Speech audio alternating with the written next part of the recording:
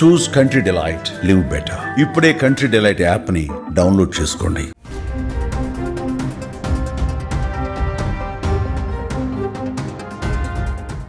ఏపీలో థియేటర్ బంద్ అంశానికి సంబంధించి ఇప్పుడు తీవ్ర వివాదంగా మారింది. ఇప్పటికే దీనికి సంబంధించి డిప్యూటీ సీఎం పవన్ కళ్యాణ్ తీవ్ర అసహనం వ్యక్తం చేయగా ఒక్కొక్కరు సినీ ఇండస్ట్రీకి సంబంధించినటువంటి నిర్మాతలు స్పందిస్తూ మాకెలాంటి సంబంధం లేదంటూ ప్రెస్ మీట్లు పెట్టినటువంటి సందర్భాన్ని చూసాం.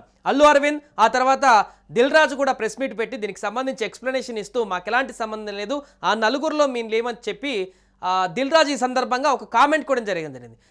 జనసేన నేత ఒక అతనే ఈ థియేటర్ బంద్ ప్రపోజల్ పెట్టాడంటూ సంచలన ఆరోపణ చేయడంతో జనసేన పార్టీ ఆ యొక్క జనసేన నేతని సస్పెండ్ చేస్తున్నట్టు, తాత్కాలికంగా సస్పెండ్ చేస్తున్నట్టు వచ్చినటువంటి ఆరోపణలను రుజువు చేసుకునేంత వరకు కూడా అవి కాదని చెప్పేసి రుజువు చేసుకునేంత వరకు కూడా పార్టీకి దూరంగా ఉండాలంటూ కూడా సస్పెండ్ చేసినటువంటి పరిస్థితి.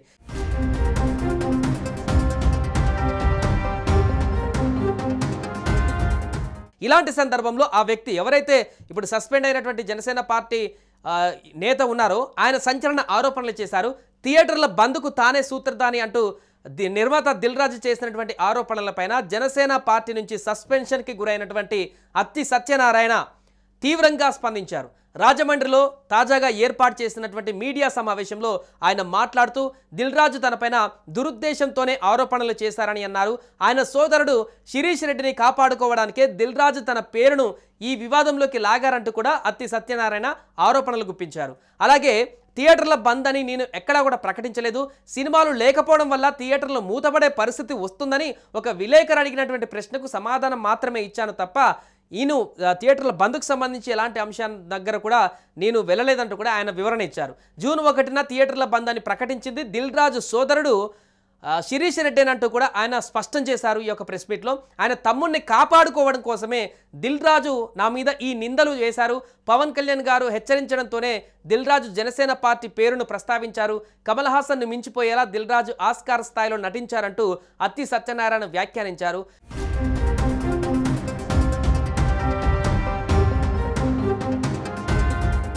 ఇక సోమవారం నాడు హైదరాబాద్లో మీడియా సమావేశంలో దిల్ రాజు చేసినటువంటి కామెంట్లు మనందరికీ చూసిందే. థియేటర్ల బంద్కు అత్తి సత్యనారాయణ కారణమని ఆయన ఆరోపించారు. దాంతో ఈ వివాదం మరొక మలుపు తిరిగింది. ఈ నేపథ్యంలో తాజాగా అత్తి సత్యనారాయణ ప్రెస్ మీట్ పెట్టి రాజమండ్రి సిటీ సెంట్రల్ ఇన్ఛార్జి పదవిలో ఉన్నటువంటి ఆయన తొలగించినటువంటి తర్వాత తాజాగా ప్రెస్ మీట్ పెట్టి పూర్తి వివరాలు వెల్లడించారు. నేను పవన్ కళ్యాణ్కి భక్తుడిని, స్వయంగా పవన్ కళ్యాణ్ సినిమాల్ని అడ్డుకునేటువంటి శక్తి ఎవరికి ఉంది?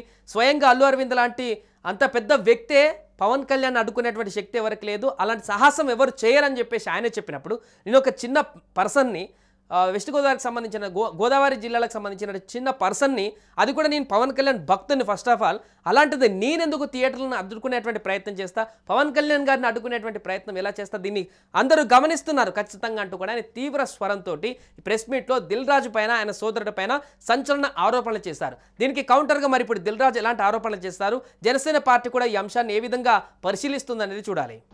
ఏప్రిల్ 19న తూర్పుగోదావరి జిల్లాలో జరిగింది. దాన్ని మొత్తం ఎపిసోడ్ అంతా అక్కడి నుంచి వచ్చింది. సత్యనారాయణ జనసేన నేత చేసేయడానికి మొత్తం అంతా తిప్పి నా మీద పెట్టడానికి, వాళ్ళ తమ్ముడిని కప్పిపించుకోవడానికి చేశారు. ఈ 3 సెక్టర్లో కూడా మీరు ఆన్ ద రికార్డ్ తీయండి. ఇదే దిల్ రాజు సోదరుడు శిరీష్ రెడ్డి ప్రకటించాడా లేదా? ఏమని ప్రకటించాడు? చాలా మంది డిస్ట్రిబ్యూటర్లు కొద్దిగా వ్యతిరేకిస్తే అందరూ ఆశ్చర్యపోయారు కూడా. ఎవరు ఏమనుకున్నా సరే నా మాట ఏసియన్ సునీల్ అంటే సురేష్ బాబు, మా మాట ఒకటే. ఎవరు ఏమైనా పోయినా జూన్ 1 నుంచి థియేటర్లు బంద్ అని ప్రకటించింది ఆ వ్యక్తి శిరీష్ రెడ్డి. వాళ్ళ తమ్ముడిని కప్పుపించుకోవడానికి ఇది మొత్తం అంతా మా పార్టీ మీద నా మీద రుద్దడానికి ఇది అతను దుష్ట ప్రభావంగా చేశాడా లేదా, అది వాస్తవా కాదు? ఆన్ ద రికార్డులు తీయండి. 3 ఆటలను కూడా తొడగొట్టి మరీ చెప్పాడు శిరీష్ రెడ్డి. ఎట్టి పరిస్థితుల్లో 3 సెక్టార్లో, ఈ 3 సెక్టార్ మీటింగ్లో కూడా 1వ తారీఖు నుంచి బంద్ చేస్తున్నాను, అది నిజం కాదా? ఇదంతా ఒక ఎత్తు. మీకు ముఖ్యమైన విషయం మీకు చెప్తున్నాను.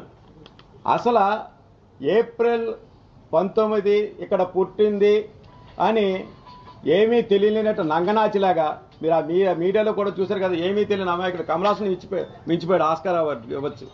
దిల్ రాజు గారికి.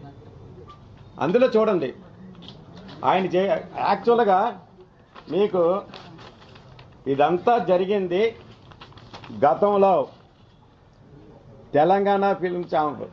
ఇది దీని సారాంశం ఏంటంటే 21 మే 2024. ఇందులో మీరు